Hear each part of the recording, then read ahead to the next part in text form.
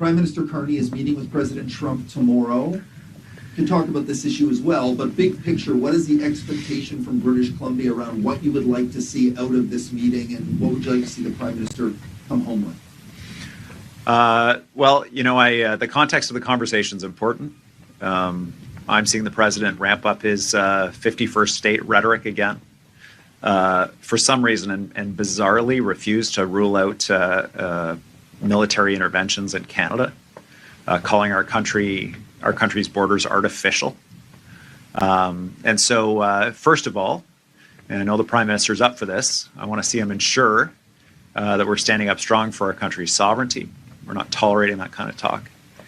But the second piece is, to the extent that the conversation is able to get there, is to underline the mutual benefit that we enjoy as Canadians and Americans of a close partnership. I think about our timber industry here, I think about our film industry, the jobs that are dependent on both sides of the border, and the same true in the auto sector in Ontario.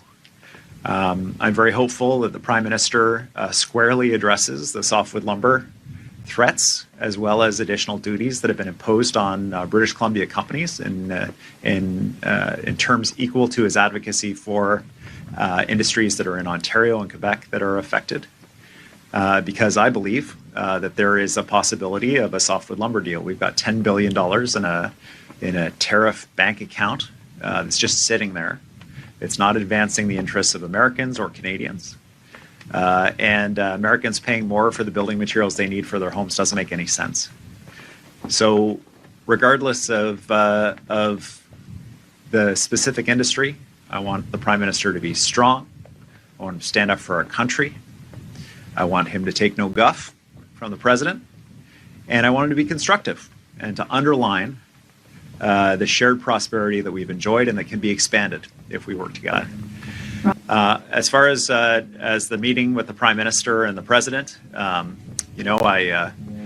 glad Prime Minister Carney is doing it. It's got to be a profoundly challenging thing to do, but I am hopeful that with his experience working with world leaders, that he's able to bring the tone that we need as Canadians to stand up for our country, to keep his elbows up, protect our provinces and territories, protect our people, and also to underline to the President that his devastating plunge in popularity, the discontent among Americans, the threats of empty shelves, the collapse in shipping into the country, the rising bond yields, the threat to the American dollar's hegemony, all of these things come because he is not recognizing that we're better off together.